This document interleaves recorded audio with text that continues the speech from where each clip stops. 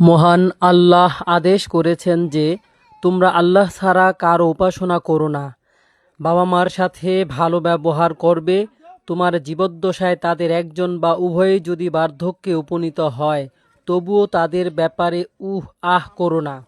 তাদের ধমক দিও না বা অবজ্ঞা করো না। তাদের সাথে আদবের সাথে কথা বলো। শ্রদ্ধা ভরা দৃষ্টিতে মমতার ডানা মেলে ছায়ার মতো আগলে রাখো এবং সব সময় তাদের জন্য দোয়া করো। হে আমার রব, আমার মা বাবা শৈশবে যে মমতায় আমাকে লালন করেছেন, তুমিও তাদের উপর সেই রূপ করুণা বর্ষণ করো। তোমাদের অন্তরে কি আছে তা তোমাদের রব ভালোভাবেই জানেন।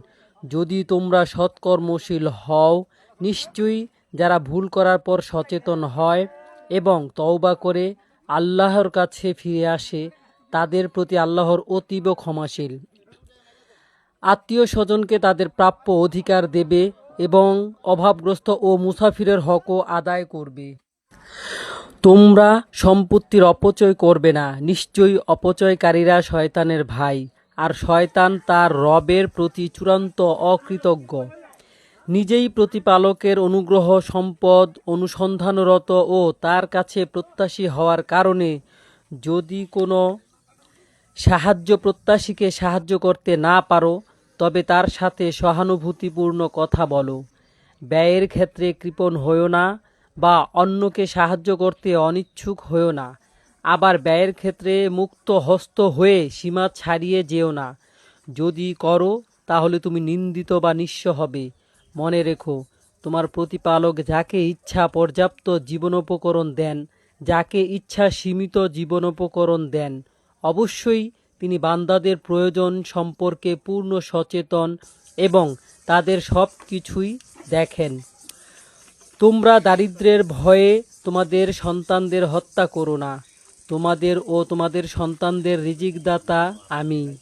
নিশ্চয়ই সন্তান হত্যা মহাপাপ। তোমরা জেনায়, পরকীয়া বা অবৈধ যৌনাচারের কাছেও যেও না। এটা অশ্লীল ও জঘন্য পাপাচার। ন্যায়সঙ্গত কারণ ছাড়া কাউকে হত্যা করো না। কেউ অন্যায়ভাবে নিহত হলে তার উত্তরাধিকারীকে কিসাস দাবি করার অধিকার দিয়েছি, কিন্তু হত্যার ব্যাপারে সে যেন বাড়াবাড়ি না করে। আর মনে রেখো, সে তো সাহায্যপ্রাপ্ত হয়েছেই। উন্নয়নের লক্ষ্য ছাড়া এতিমের সম্পত্তির কাছেও যাবে না।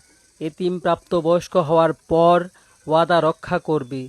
ওয়াদা ভঙ্গ করলে তোমাকে অবশ্যই জবাবদিহি করতে হবে। ওজনে কখনো কম দিবে না। সঠিক মানদণ্ডে ওজন করে পুরো প্রাপ্য দেবে। এতে তোমারই মঙ্গল হবে এবং শুভ পরিণাম বয়ে আনবে। যে বিষয়ে তোমার যথাযথ জ্ঞান নেই, সে বিষয়ে আন্দাজে কখনো নিজেকে জড়াবে না। তোমার কান, চোখ ও মনকে জবাবদিহিতার জন্য ডাকা হবে। 17 নং সূরা বনী ইসরাইল 23 থেকে 36 নং আয়াত।